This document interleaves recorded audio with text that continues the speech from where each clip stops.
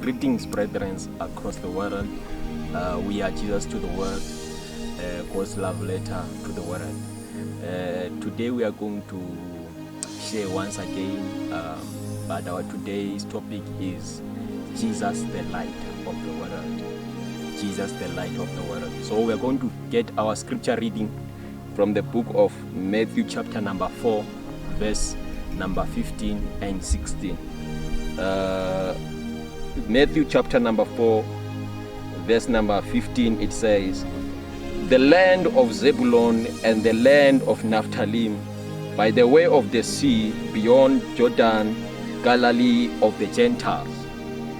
The people which sat in darkness saw great light, and to them which sat in the region and the shadow of death, light is sprung up."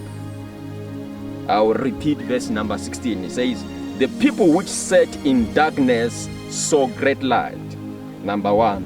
"And to them which sat in the region and shadow of death." In other words, this area, Zebulun and Naphtali, this is the border between Zebulun and Naphtali. The Bible says they sat in the region and in the shadow of death. The Bible says the light is sprung up.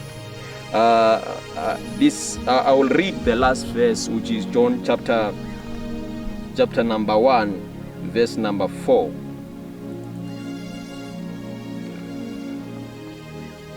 John chapter number 1, verse number 4. The Bible says, "In him was life, and the life was the light of men." In him was life, and the life was the light of men. Thank you so much. The Bible where we have read, it says, when Jesus Christ, if I take it from the back, it says when Jesus Christ was done with his 40 days and 40 nights of fasting, he heard that John now is in prison, and then he moved from his land and he went to Zebulun and in Galilee. He went to Galilee it is between Zebulun and Naphtali. The Bible says, and he started preaching there, and now it was his movement from his area in Nazareth going to Galilee was a fulfillment of the prophecy which Isaiah spoke about. He said the people who dwelled in Zebulun and Naphtali, which is by the way sea, the Bible says those people, they dwelt in the region and in the shadow of death. In other words, in that area there was no word of God.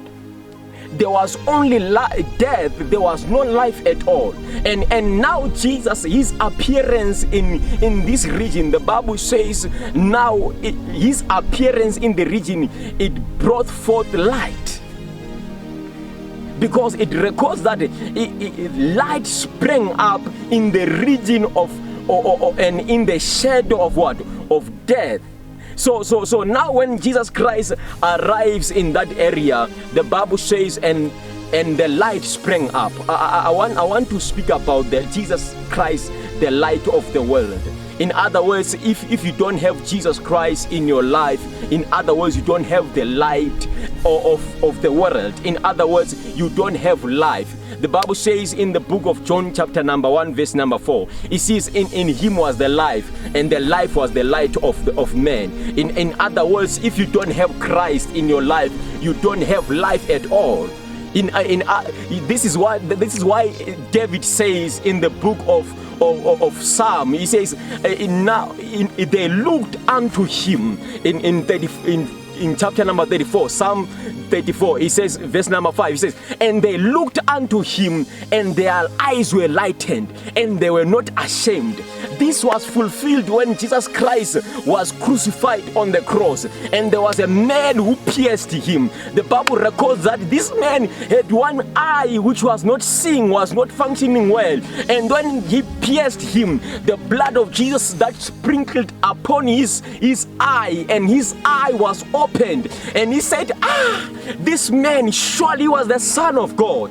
And one of the centurions also, after all the wonders that happened during the crucifixion, he says, indeed this man was the Son of God. In other words, they looked unto him and their face were lightened. In other words, what I'm talking about, why am I talking about the light? The light, it is the understanding or the comprehension of Christ.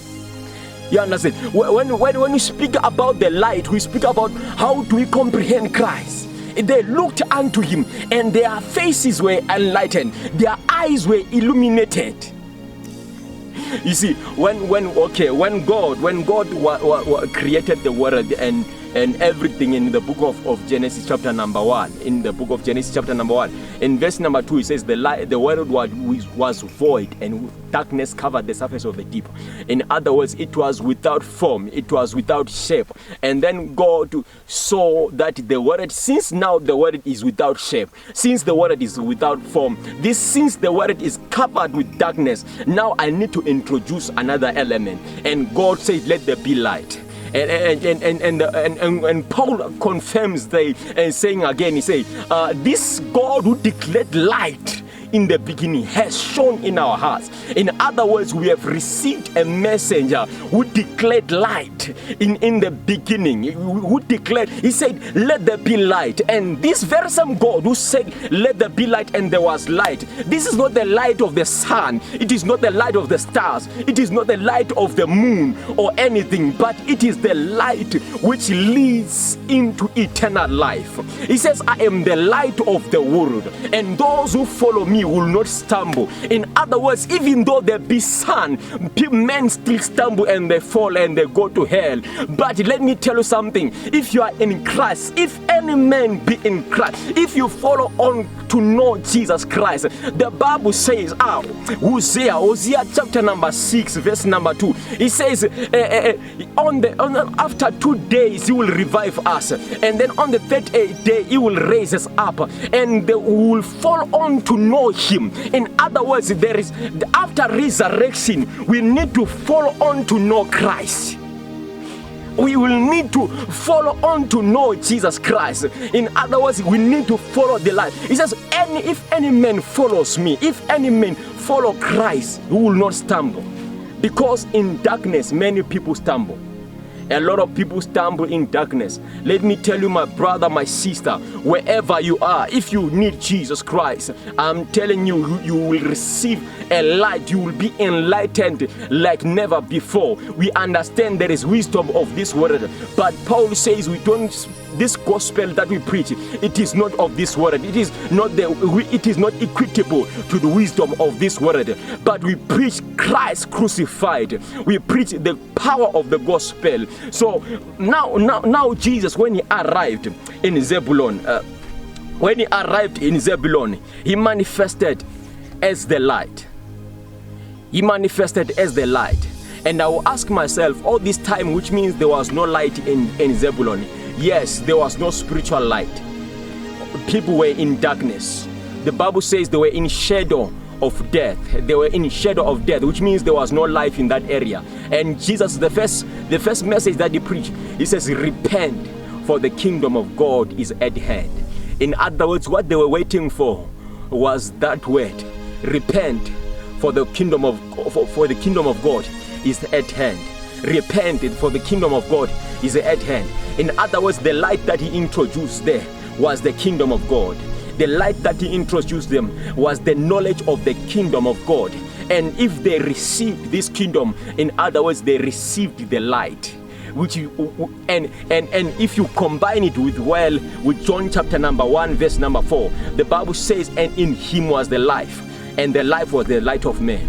And in other words, if we are in Christ, we are enlightened. And we are no longer only having this eternal life, but we have this eternal light. So this is the message that I want to bring to you today.